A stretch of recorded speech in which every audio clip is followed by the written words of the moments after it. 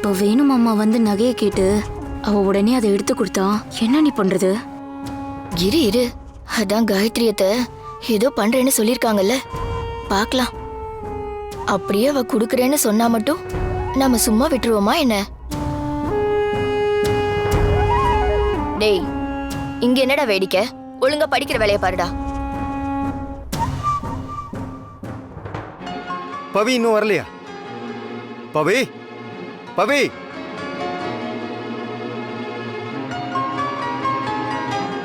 பவி, time ஆச்சு பாரு. சீக்கிரம் அந்த நகையெல்லாம் எடுத்துட்டு வா, கம்பெனிக்கு போகணும். போ பவி.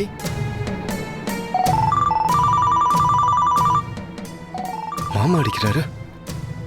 ஹலோ, சொல்லுங்க மாமா. இங்க ஒரே பிரச்சனையா இருக்கு. என்ன மாமா சொல்றீங்க? இப்பதான் ஜேபி குரூப் ஆஃப் கம்பெனிஸ்ல இருந்து 2 பேர் வந்தாங்க. இந்த ஆர்டரை கேன்சல் பண்ண தான் வந்திருக்கோம். ஃபாரின் ஆர்டர் எல்லாம் சப்ளை பண்றீங்கன்னு நினைச்சதை இந்த ஆர்டர் உங்களுக்கு கொடுத்தோம். ஆனா இன்வெஸ்ட்மெண்ட்டே இல்லாம இருக்கீங்களாமே. அவங்க பேசுறதெல்லாம் பார்த்தா அந்த ஆர்டர் கேன்சல் ஆகிடும் போல இருக்கு. வேணும், ஒன்றும் புரியல. அப்படிலாம் ஒன்றும் ஆகாது மாமா.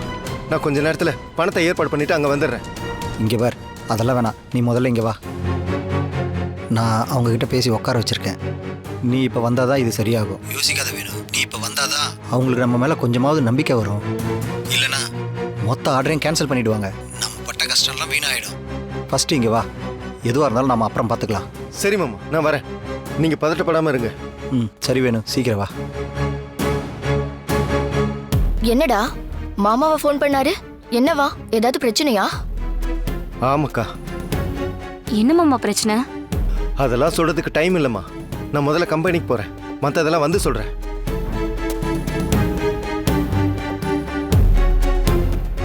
ஏய், நீ என்னடி பார்த்துட்டு இருக்க? என் தம்பி சொன்னது கேட்கல? அவன் கம்பெனிக்கு போயிட்டு திரும்ப வர்றப்போ எல்லா நகையும் எடுத்து வைக்கிற. சொல்றாங்கள, போடி.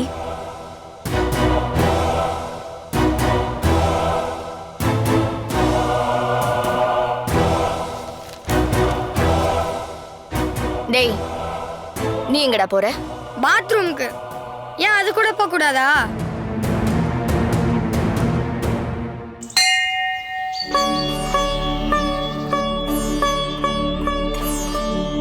பவி, நீ உன் மனசுல நிறைய குழப்பமா இருக்கு. அதுக்காக கோயிலுக்கு போகலான்னு சொன்னேன். நானும் கூட வந்துட்டேன். ஆனா எனக்கு ஒரு விஷயம் மட்டும் புரியவே இல்லை பவி. நீ ஆரம்பத்துல அந்த நகைய வேணும் மாமா கிட்ட கொடுக்கலாம் தானே இருந்த. அப்புறம் உனக்கு ஒரு குழப்பம். இப்ப நான் சொல்றத நீ எப்படி எடுத்துப்பியோன்னு எனக்கு தெரியல. நான் சரிதா அத்தைய பத்தி தப்பா சொல்றதா நீ தயவு செஞ்சு நினைச்சுக்காத.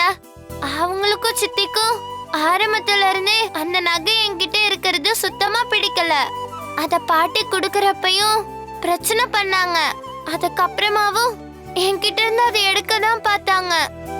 ஒருவேளை இதெல்லாம் மனசுல வச்சுதான் இப்ப அந்த நகைய என்கிட்ட இருந்து வாங்கிக்க நினைக்கிறாங்களோன்னு எனக்கு தோணுது.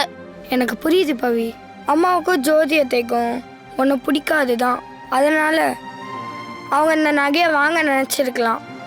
ஆனால் இப்போ அதை கேட்குறதே வேணுமாமா தானே. அவரும் கூட நம்ம கம்பெனிக்கு தேவைன்னு தானே அந்த நகையை கேட்குறாரு. அதனாலதான் என்ன முடிவு எடுக்கிறதுன்னு எனக்கு தெரியல அர்ஜுன்.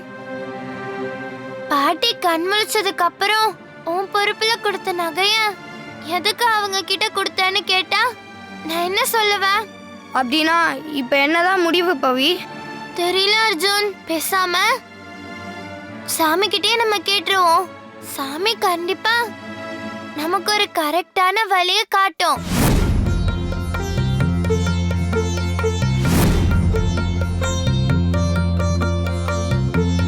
எனக்கு ஏதாவது பிரச்சனை வரப்பெல்லாம் உன்கிட்ட தானே வரேன். இப்பவும் பிரச்சனையோட தான் வந்திருக்கேன்.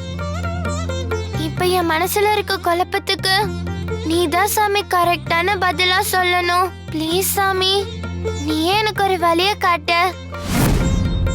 பவித்ரா,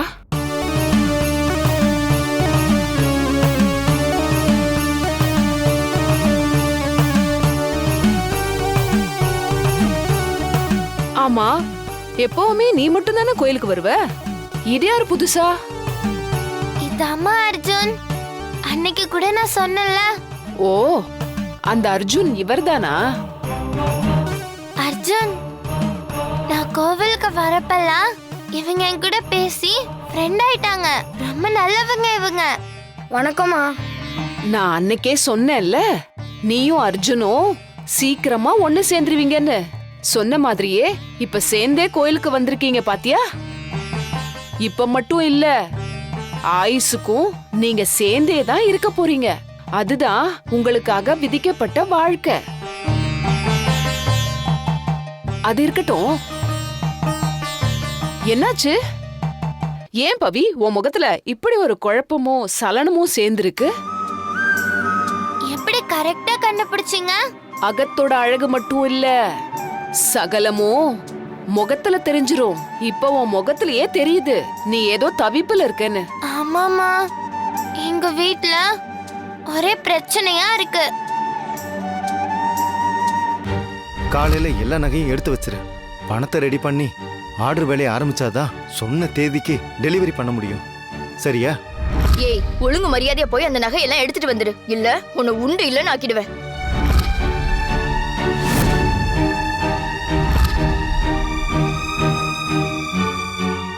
அந்த நகைய என்கிட்ட கொடுத்தது என் பாட்டி. இப்ப அதே நகைய என்கிட்ட கேக்குறது என் சித்தப்பா. இதுக்கு நடுவுல நான் என்ன பண்றதுன்னு எனக்கு தெரியல. அதான் சாமி கிட்ட வேண்டிக்கிட்டா ஒரு வழி கிடைக்கும்னு எனக்கு தோணுச்சு. நீ பெரிய அறிவாளி. ஆனா உனக்கும் கூட அறியாமைங்கிறது இருக்கதா செய்யும். என்ன சொல்றீங்க? ஆமா, உன் கேள்விக்கான பதில கொடுக்கிற உன் தெய்வத்தை வீட்டுக்குள்ளேயே வச்சுக்கிட்டு கோயில் வரைக்கும் வந்திருக்க. அததான் சொன்னேன். வீட்டுக்குள்ளேயே தெய்வமா? யாரு சொல்றீங்க? வேற யாரு? உங்க பாட்டி தான்.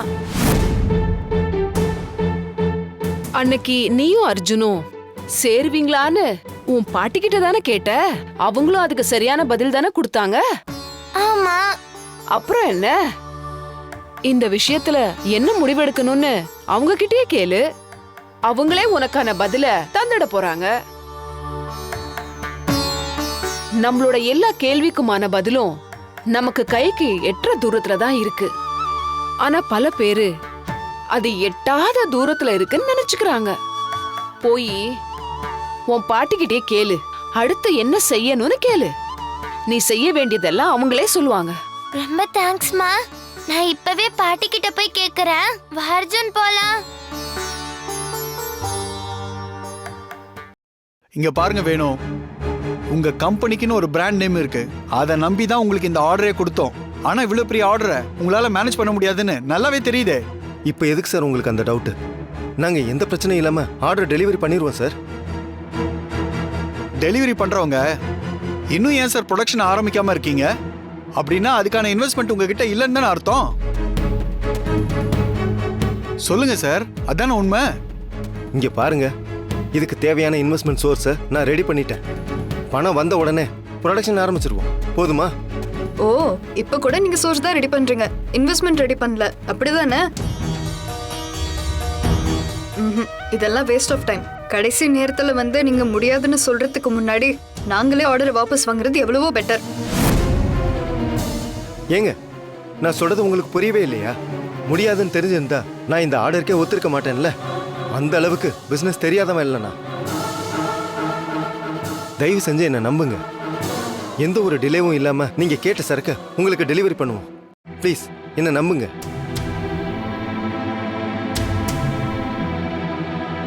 சரி, ஓகே வேணும். நீங்க இவ்வளவு தூரம் சொல்றதுனால நாங்க உங்களை நம்புறோம். ஆனா ஒரு கண்டிஷன். நீங்க டெலிவரி பண்றதா சொன்ன அந்த 3 கோடி ரூபாய் சரக்கையும் ஒரே இன்ஸ்டால்மெண்ட்ல கொடுக்கணும். 50 லட்சத்துக்கு அடுத்த ஒரு ஆர்டரை டெலிவரி பண்றதெல்லாம் வேலைக்கே ஆகாது. உங்களுக்கு இந்த ஆர்டர் வேணும்னா மொத்தமா முடிச்சு கொடுத்துருங்க. அப்படி நீங்க கொடுத்தாதான் நாங்க ரிலீஸ் பண்ண வேண்டிய 30 லட்சத்தையும் கொடுக்க முடியும். என்னங்க சொல்றீங்க? 30 லட்ச ரூபாவும் அந்த கன்சைன்மெண்ட்டுக்கான காசு தானேங்க? மொத்தமாக முடிச்சு தந்தாதானா எப்படிங்க அது? பாத்தீங்களா 30 லட்சம் ரூபாய் ஷார்ட்டேஜை உங்களால சமாளிக்க முடியாதப்ப எப்படி உங்களால 3 கோடி ரூபாய் ஆர்டரை முடிக்க முடியும்? இப்போவும் சொல்றோம், நீங்க மீதி இருக்கிற 2.5 கோடி ரூபாய் ஆர்டரையும் மொத்தமா டெலிவரி பண்ணிட்டீங்கன்னா எந்த பிரச்சனையும் இல்லை. உங்களுக்கு வர வேண்டிய அமௌண்ட்டும் கரெக்டா வந்துடும். அப்படி இல்லைன்னா ஆர்டரை கேன்சல் பண்ணிக்கலாம். இதுதான் எங்க முடிவு. உங்களுக்கு இன்னும் 2 மணி நேரம் டைம் தரோம். என்ன பண்ண போறீங்கன்னு நீங்களே சொல்லுங்க. நாங்க கிளம்புறோம். சார்,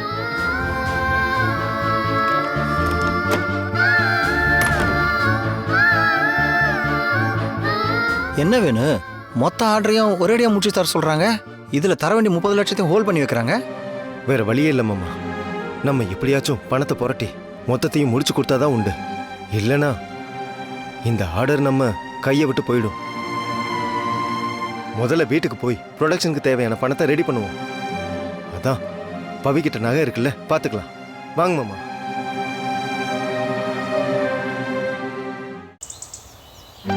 என்னடா சொல்ற? மொத்த ஆர்டரையும் முடிச்சு கொடுத்தாதான் காசு கொடுப்பேன்னு சொல்றாங்களா? இது அநியாயமா இல்ல? வேற என்னக்கா பண்ண சொல்ற? நம்ம இன்வெஸ்ட்மெண்ட் இல்லாம அலையிறது அவங்களுக்கு நல்லாவே தெரிஞ்சிருக்கு. ஆர்டர் கொடுப்பீங்களா மாட்டீங்களான்னு எங்களுக்கு நம்பிக்கை வரலன்னு சொல்றாங்க. நம்ம சைடு வீக்கா இருக்கிறப்ப வேற என்ன பண்றது? அவங்க சொல்றதுக்கெல்லாம் தலையாட்டுறதை தவிர வேற வழி இல்ல. ஆனா 3 கோடிக்கு ஆர்டர் ரெடி பண்றது சாதாரண விஷயம் இல்லையே. எவ்வளவு பெரிய ப்ரொடக்ஷன், எவ்வளவு பெரிய இன்வெஸ்ட்மெண்ட். நாங்களும் அந்த ப்ரெஷரில் தான் இருக்கோம். பெரிய ஆர்டர் தருவாங்கன்ற நம்பிக்கையில் இறங்கியாச்சு. இதுக்கு மேலே பின் வாங்குறதுக்கு வாய்ப்பே இல்லை. இந்த பவித்ரா கிட்டேருந்து நகையை வாங்கி அடமானம் வச்சு இன்வெஸ்ட்மெண்ட்டை ரெடி பண்ணாதான் சொன்ன தேதியில் பொருளை தர முடியும். சரி, பவித்ரா எங்க? நகையெல்லாம் எடுத்து வச்சிட்டாளா? அவ எங்க எடுத்து வச்சா? எங்கேயோ ஊர் சுத்த கிளம்பிட்டா. என்ன சொல்றீங்க? பவி வீட்டுல இல்லையா? நீங்க அப்படி போனதும் அவ வெளியே எங்கேயோ கிளம்பி போயிட்டா மாமா. வேணுனே தான் நம்ம நகையை கேட்க போறோம்னு தெரிஞ்சுதான் தெளிவா போயிருக்கா.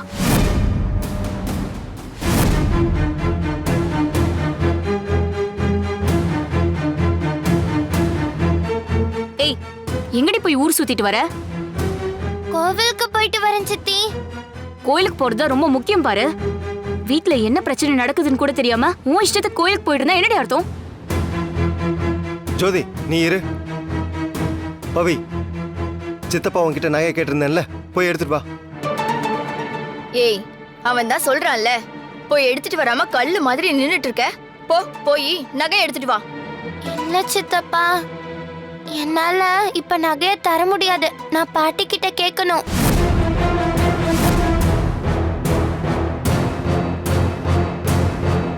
பாட்டி சொல்லாம அவங்க கொடுத்த நகைய என்னால யார்கிட்டயும் கொடுக்க முடியாது சித்தப்பா. என்னாச்சு பவி உனக்கு? நீயே அந்த நகையெல்லாம் பிசினஸ்க்காக கொடுக்கறதா தானே இருந்த. இப்ப என்ன புதுசா அத்தை கிட்ட கேட்கணும்னு சொல்ற? ஏய், அவ சும்மா டிராமா போட்டுட்டு இருக்காடா. நீயும் அவளை நம்பிட்டு இருக்க. இவ ஒன்னும் நகையெல்லாம் தர்ற மாதிரி இல்ல. ஏ பவி, உனக்கு அறிவு இல்லை? நீ போய் அம்மா கிட்ட கேட்டா நகையை கொடுக்காதன்னு சொல்ற நிலைமையில இருக்காங்க. இல்ல மாமா, நான் கேட்டா பாட்டி அதுக்கு பதில் சொல்லுவாங்க. உங்களுக்கே தெரியும்ல சித்தப்பா, நான் பாட்டி கிட்ட ஏதாவது கேட்டா அவங்க விரல் அசைச்சு பதில் சொல்லுவாங்கன்னு. அதே மாதிரி நகைய கொடுக்கவான்னு நான் பாட்டி கிட்ட கேக்குறேன். அவங்க சரின்னு சொல்லிட்டா அடுத்த நிமிஷமே எல்லாத்தையும் நான் இங்க வந்து கொடுத்துறேன். என்னடா இவ, அத்தை விரல் அசைப்பாங்க, அதுக்கப்புறம் நகையை கொண்டு வந்து தரேன்னு சொல்லிட்டு இருக்கா. அப்ப விரல் அசைக்கலன்னா நகையை தர மாட்டாளாமா? மாமா, இவ பைத்தியமாகிறது மட்டும் இல்லாம நம்ம எல்லாரையும் சேர்த்து பைத்தியமாக்கிட்டு இருக்கா. இவளுக்கு அந்த நகையை கொடுக்கதான் இஷ்டம் இல்ல. அதான் இப்படி டிராமா ஆடிட்டு இருக்கா. சித்தி, நான் எந்த டிராமாவும் போடல. என்னடி எதிர்த்து பேசுற? உன்னை ஜோதி, என்ன நீ சின்ன பொண்ணுகிட்ட போய் சரிக்கு சமமா பேசிட்டு இருக்க? அமைதியா இரு முதல்ல. பவி சொல்கிறதும் கரெக்டு தான் மாமா. அவள் எது பேசினாலும் பாட்டி அதுக்கு ரெஸ்பாண்ட் பண்ணுறாங்க. அதே மாதிரி இதையும் பவி கேட்கட்டுமே, அதில் தப்பு இல்லையா மாமா? டேய், நீ முதல்ல இவ கூட சேர்ந்துக்கிட்டு பெரிய மனுஷன் மாதிரி பேசுறது நிறுத்து. இங்க என்ன பிரச்சனை போயிட்டு இருக்குன்னு தெரியாம விளையாடிட்டு இருக்கீங்களா? நான் ஒன்னும் விளையாடல சித்தப்பா. எனக்கு இந்த பிசினஸ் எவ்வளவு முக்கியம்னு, கம்பெனி நஷ்டத்துல இருந்து வீட்டு கொண்டு வர்றது எவ்வளவு முக்கியம்னு எல்லாமே எனக்கு தெரியும் சித்தப்பா. ஒரே ஒரு தடவை பாட்டிக்கிட்டயும் இதை நான் கேட்டுக்கிறேன். ப்ளீஸ் சித்தப்பா, எனக்கு ஒரே ஒரு சான்ஸ் மட்டும் கொடுங்க. வேணு, அவ சின்ன பொண்ணா இருந்தாலும் ஏதோ ஒரு விஷயத்தை அவ உறுதியா நம்புறா. அந்த நம்பிக்கைக்கு நாமளும் மதிப்பு கொடுக்கணும் வேணும். அது மட்டும் இல்ல, நாளைக்கு அத்தை கண்முழிச்சு வந்தா கூட அவங்கள கேட்டுதான் செஞ்சோன்னு இருக்கும்ல. அவங்களுக்கு தெரியாம நாம இந்த விஷயத்த செஞ்சுட்டோன்னு அவங்களும் தப்பா நினைக்க கூடாதுல்ல. பவித்ரா போய் அத்தைகிட்ட கேட்கட்டும், அதுக்கப்புறம் அவளே வந்து நகையை கொடுக்க போறா. எதுக்கு ஆளாளுக்கு பேசி பிரச்சனை பண்ணிக்கிட்டு? சரி பவி, நீ அத்தையை ரொம்ப நம்புற, அதே மாதிரி நானும் உன்னை நம்புறேன். அவங்க கிட்ட கேட்டு முடிவு எடுக்கிறது தான் உன் முடிவுன்னா இதுக்கு மேல நான் ஒன்றும் சொல்றதுக்கு இல்லை. நீ போய் அவங்க கிட்டே கேளு. ஆனா ஒன்று மட்டும் ஞாபகம் வச்சுக்கோ, இப்போ இந்த ஆர்டரை முடிச்சு கொடுத்து நம்ம கம்பெனியை மீட்டு கொண்டு வரதெல்லாம் உன் கையில தான் இருக்கு. போ. சரி சித்தப்பா.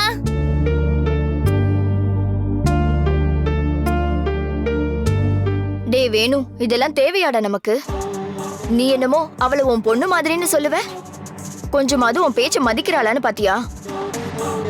அதானே, இவ ஒரு ஆளுன்னு இவ கிட்ட போய் நம்ம வீட்டு நகை கெஞ்சி கேட்க வேண்டிய நிலைமை வந்துருச்சு பாத்தீங்களா?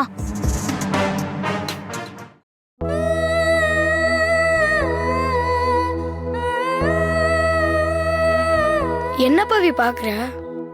போ, போய் பாட்டி கிட்ட பேசு.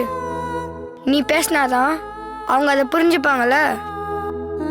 பாட்டியால மட்டும்தான் இந்த குழப்பத்துக்கு சரியான பதில சொல்ல முடியும். அப்படித்தானே கோயில்ல அந்த அம்மா சொன்னாங்க. போய் பேசு பவி.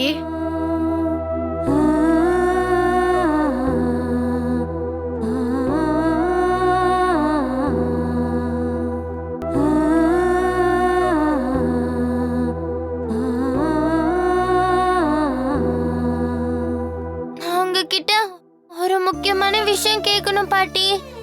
அதுக்கு நீங்க என்ன பதில் சொல்லுவீங்களோ நான் அதுதான் செய்யலான்னு இருக்கேன். அன்னைக்கு நீங்க கோவிலுக்கு கூட்டிட்டு போய் அம்மாக்காக வாங்கி வச்சதுன்னு சொல்லி சில நகைய எனக்கு போட்டு விட்டீங்கல்ல. இன்னைக்கு அந்த நகைய வேணும் சித்தப்பா, பிசினஸ்க்காக அடகு வைக்கணும்னு கேக்குறாங்க பாட்டி. நீங்க அன்னைக்கு சொன்னீங்கல்ல அந்த நகை தான் எனக்கு பாதுகாப்புன்னு. ஆனா என்னை விட இந்த வீடும் நம்ம கம்பெனியும் எனக்கு முக்கியம் தான் பாட்டி. அதுக்காக இந்த நகைய வேணு சித்தப்பா கிட்ட கொடுக்கலாம் தான் இருந்தேன். ஆனா கடைசி நேரத்துல இங்க நடக்கிற எல்லாத்தையும் பாக்குறப்போ அந்த நகைய கொடுக்கறதா வேணாமான்னு ரொம்ப குழப்பமா இருக்கு பாட்டி. என்ன பண்றதுன்னு தெரியாம தான் நானும் அர்ஜுனும் கோவிலுக்கு போனோம். அங்க எப்பவுமே எங்க கிட்ட பேசுற அம்மா இத பத்தி உங்ககிட்டயே கேட்க சொல்லிட்டாங்க. நீங்க அதுக்கு என்ன முடிவு சொன்னாலும் அத நான் கேட்டுக்குவேன் பாட்டி. இப்ப சொல்லுங்க, வேணு சித்தப்பா கிட்ட நான் நகையை கொடுக்கவா? சொல்லுங்க பாட்டி.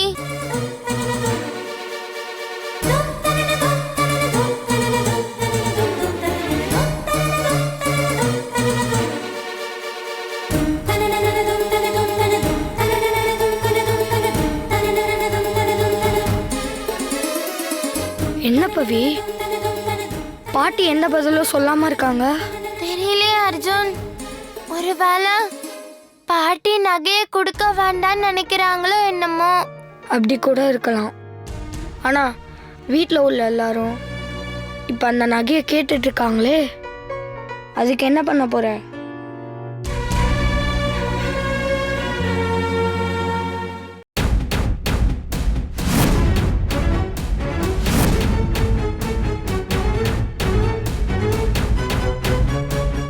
டே வேணு, இன்னும் எவ்வளவு நேரம்டா இப்படியே இருக்கிறது? ஒழுங்கா அவளை கூப்பிடு. என்ன ஏதுன்னு கேட்டாதான் ஒரு முடிவு தெரியும். இருங்களேன், அத்தை கிட்ட முடிவு கேட்டுட்டு வரேன்னு சொல்லிருக்கால. என்னங்க பேசிட்டு இருக்கீங்க? அம்மா வரல அசைக்கிற வரைக்கும் அவ வீமா அங்கேயே நின்னுட்டு இருப்பா. அத நின்னு நம்ம வேடிக்கை பார்த்துட்டு இருக்கணுமா? இல்ல ஜோதி. முரளி, ஜோதி சொல்கிறது தான் கரெக்டு. இதுக்கு மேலே வெயிட் பண்ணுறதுக்கெல்லாம் நமக்கு டைம் இல்லை. ஜோதி, அவளை கூப்பிடு. ஏய் பவி, போதும் நீ அங்க உட்காந்து உத்தரவு கேட்டதெல்லாம். முதல்ல வெளில வா.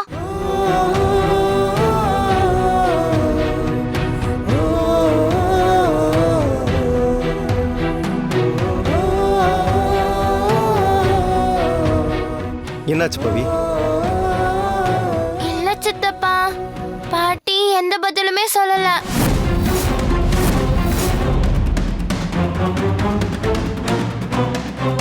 நான் 2-3 வாட்டி கேட்டு பார்த்துட்டேன். ஆனா பாட்டி கிட்ட இருந்து ஒரு சின்ன அசைவு கூட இல்ல. இதுக்கு முன்னாடியும் அர்ஜுனும் நானும் ஃப்ரெண்ட் ஆகுவோமான்னு கேட்டப்ப கூட உடனே விரல் அசைச்சாங்க. ஆனா இப்போ எந்த பதிலுமே சொல்லவே இல்ல சித்தப்பா. அதனால இப்போ என்ன சொல்ல வர பவி? பாட்டி எதுவும் சொல்லாதப்ப என்னால இந்த நகையை தர முடியாது சித்தப்பா. சாரி சித்தப்பா.